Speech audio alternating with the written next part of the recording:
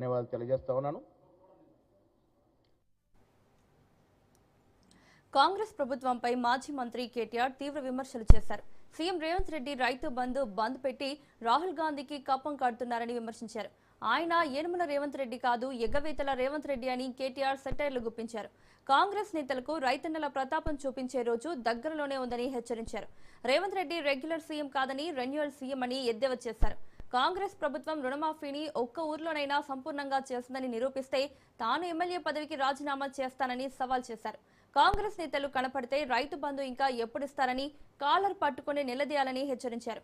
50,000 కోట్ల రుణమాఫీ చేస్తానని సీఎం చెప్పారని, కానీ 12,000 కోట్లు మాత్రమే రుణమాఫీ చేశారని ధ్వజమెత్తారు.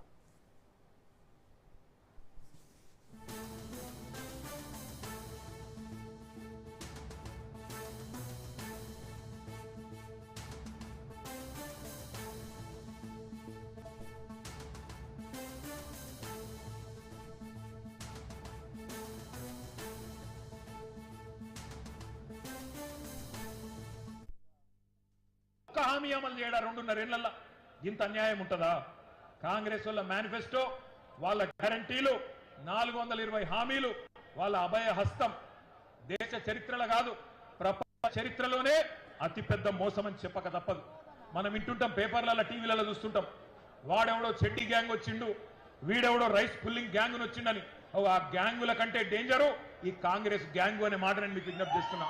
కరోనా కంటే డేంజర్ కాంగ్రెస్ అనే మాట ఇలా రైతులు మాట్లాడుతున్నారు. రేవంత్ రెడ్డి ఉన్నాడు, ఏం మాట్లాడిండు ఆ రోజు? 2 పంటలకే ఇస్తారా రైతు బంధు, 3వ పంటకి ఇయ్యడా కేసీఆర్ అని మాట్లాడిండు ఆ రోజు. ఎకసెక్కాలు ఎటకారాలు మాట్లాడిండు, కారాటం ఆడిండు. ఇవాళ ఒక్క పంట కన్నా చక్కగా పడుతుందా రైతు బంధు? పడుతుందా? ఈరోజు ఆ దౌర్భాగ్య పరిస్థితి వచ్చింది. అవును, వేస్తున్నాడు రైతు బంధు. ఎప్పుడు వేసిండు? ఒక్కసారి ఎలక్షన్ల ముందు వేసిండు గంతే. సర్పంచ్ ఎలక్షన్ల ముందు ఒక్కసారి. ఇప్పటికి 4 సార్లు వేసేది ఉండే ప్రభుత్వం వచ్చినాక. ఒక్కసారి వేసిండు తప్ప మళ్ళా పత్త లేడు. రైతు డిక్లరేషన్ అనేది ఒక బోగస్ పత్రం, ఒక బక్వాస్ ముచ్చట, ఒక చిత్తు కాగితంతో సమానమైన డిక్లరేషన్ ను ఇదే వరంగల్ గడ్డ మీద మీకిచ్చి మోసం చేసినందుకే ఇవాళ అదే గడ్డ మీదకి వెళ్ళి ఈ సంగ్రామ సదస్సు ద్వారా ఈ ప్రభుత్వానికి ఒక హెచ్చరిక జారీ చేసేందుకే రైతాంగం తరఫున ఈ కార్యక్రమం ఇక్కడ పెట్టుకున్నాం. ఓట్లు పెట్టుకున్నారు, ఓట్లు దొబ్బిండ్రు, ఓట్లకు ముందేమో బట్టెబాజ్ ముచ్చట్లు చెప్పిండ్రు, ఇప్పుడు దోకేబాజ్ పనులు చేస్తున్నారు. ఏమయ్యా రాహుల్ గాంధీ, నిన్ను అడుగుతా ఉన్నా, ఎక్కడ సచ్చింది నువ్వు చేసిన డిక్లరేషన్? ఎక్కడ సచ్చింది అని అడుగుతున్నా. నువ్వెక్కడ సచ్చినావు రాహుల్ గాంధీ? నువ్వు నిలబెట్టిన ముఖ్యమంత్రి, నువ్వు ఇక్కడ మాకు అప్పచెప్పిపోయిన ముఖ్యమంత్రి ఏ గాడిది పండ్లు దోముతున్నాడో అని అడుగుతున్నా నేను. ఎక్కడున్నాడు? అందుకే అంటున్నా నేను బాధతోని, ఎక్కడ సచ్చిండు రాహుల్ గాంధీ? 4 ఏళ్ల రైతు డిక్లరేషన్ అని చెప్పి ప్రభుత్వం వచ్చి 2.5 ఏళ్ళు అయిపోయాయి.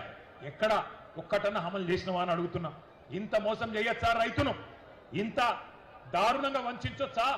అన్నం తినే కంచంలో ఈరోజు మన్ను పోయొచ్చా అని నేను అడుగుతున్నా. దుక్కి దున్నుకునే రైతన్నను ఇంత ఘోరంగా మోసం చేస్తారా? సిగ్గు అనిపిస్తలేదా కాంగ్రెస్ నాయకులారా? నానా గడ్డి తింటారా ఓట్ల కోసం? అకాల వర్షాలతో తడిసిన వరి